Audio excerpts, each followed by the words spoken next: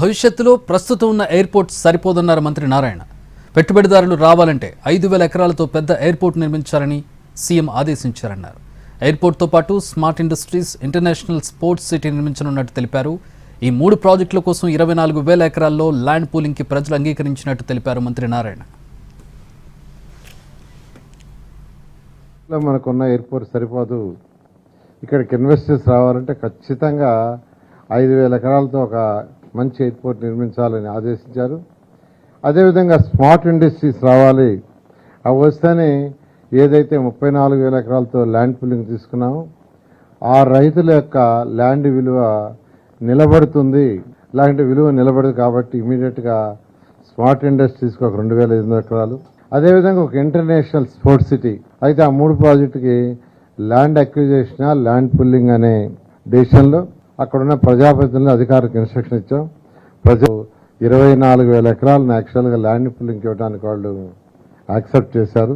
అదేవిధంగా మిగతా ప్లేస్లో కూడా యాక్చువల్గా వర్కౌట్ చేస్తున్నారు. Airport, smart city, international sports సిటీకి 10,000 ఎకరాలు కావాలన్నారు మంత్రి నారాయణ. దాదాపు 40 ఎకరాల్లో ల్యాండ్ పూలింగ్ అవసరం అవుతుందన్నారు. అయితే 24,000 ఎకరాల్లో ల్యాండ్ పూలింగ్కు గ్రామస్తులు అంగీకరించారన్నారు.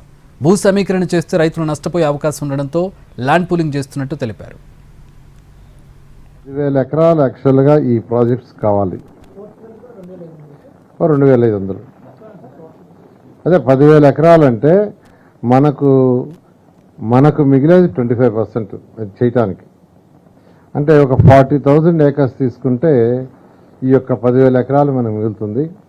అయితే వాళ్ళు ఇన్ఫ్రాస్ట్రక్చర్ చేయడానికి చేయాలి కదా, డెవలప్ చేయాలి కదా, దానికి మరి కొంత కావాల్సి వస్తుంది.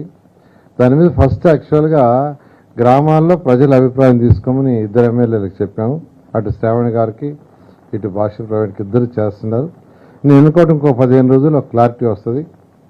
దాని మీద వీలైనంత వరకు ల్యాండ్ పుల్లింగ్లో తీసుకోవాలని, లేదు కాదు అంటే ల్యాండ్ అక్విజిషన్. ల్యాండ్ అక్విజిషన్ అయితే వెరీ సింపుల్, 10,000 ఎకరాలు చేస్తే సరిపోద్ది. 10,000 ఎకరాలు తీసుకుంటే డైరెక్ట్గా దాన్ని వాడేస్తాం, అసలు ఇబ్బంది ఉండదు. ల్యాండ్ అక్విజిషన్ అయితే దానివల్ల రైతులు నష్టపోతారు. సో రైతులు నష్టపోకూడదనే ఉద్దేశంతోనే ఈ ల్యాండ్ పూలింగ్ ప్రిఫర్ చేస్తాం. 10,000 ఎకరాలు యాక్చువల్గా ఈ ప్రాజెక్ట్స్ కావాలి, 2,500.